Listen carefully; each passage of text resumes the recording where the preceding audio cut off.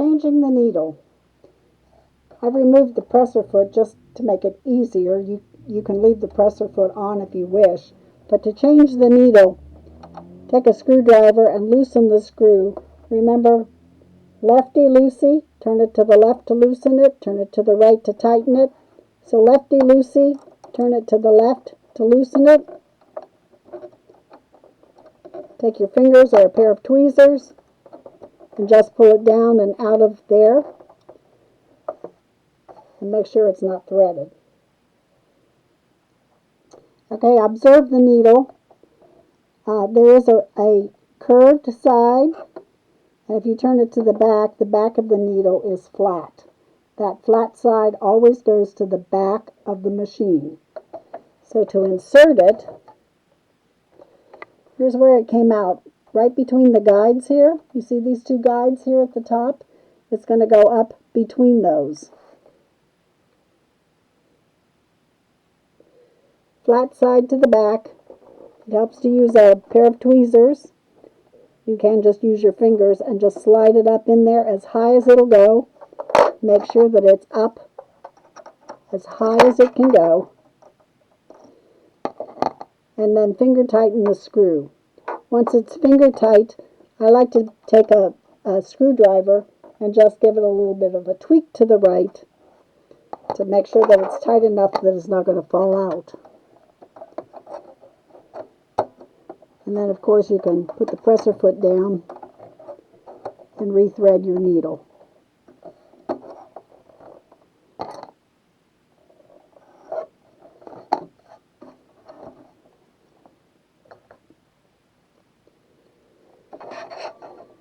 And put your presser foot back on. Remember, you want to change your needle after every, 6 to 8 to 10 hours of sewing. Because even though the needle doesn't break, it gets dull and it can get abraded and damaged. And sometimes it will get a little bit bent. So it's always good to start a project with a new needle.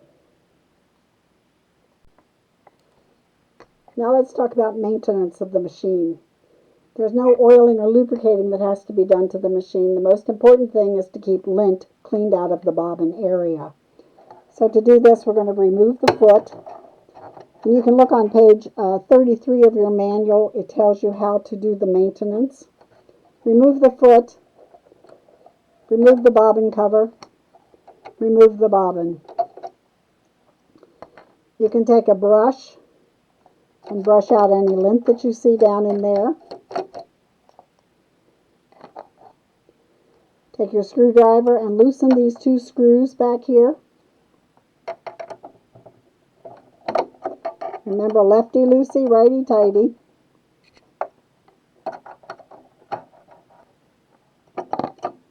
So you're going to take the screws out.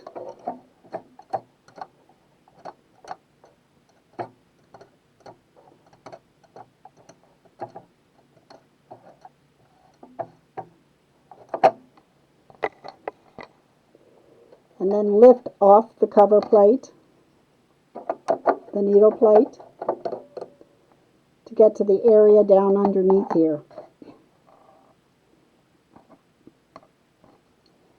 You can brush this all out. This little black thing here is your bobbin case, and we're going to take that out.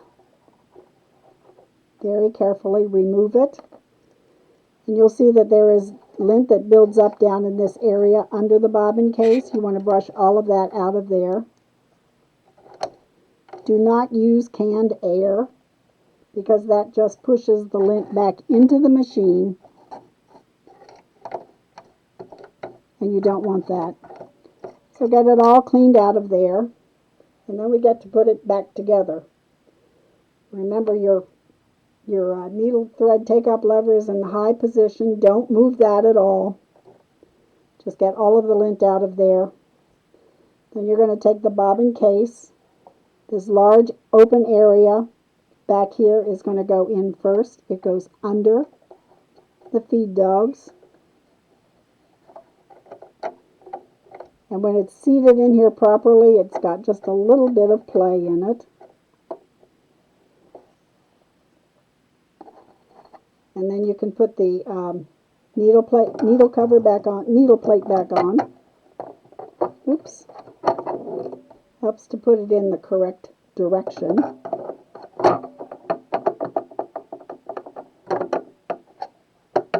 That's not sitting down there quite right, which means I probably don't have this right.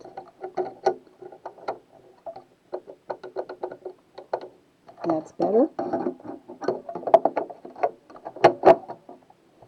So the plate is down there, and then put the screws back in.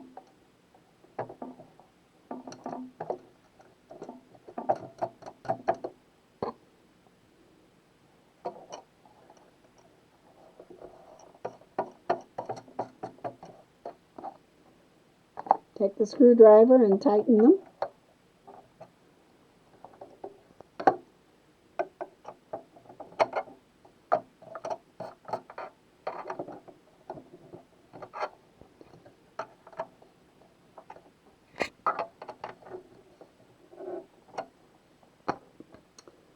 And we can put the bobbin back in. Remember, it goes in with the thread coming off counterclockwise.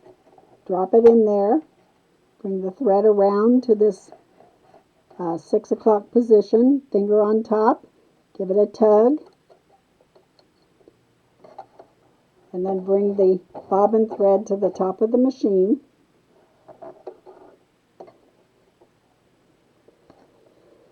And put the bobbin case cover back on.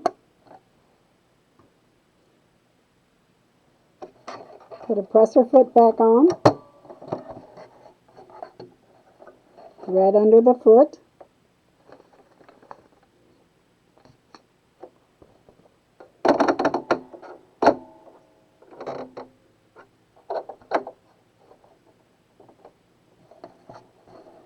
And give it a test sew to make sure that it's sewing correctly.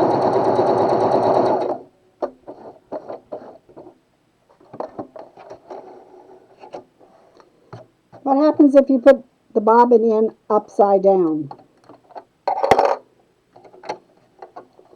Let's see. If I put the bobbin in upside down so that it's coming around clockwise,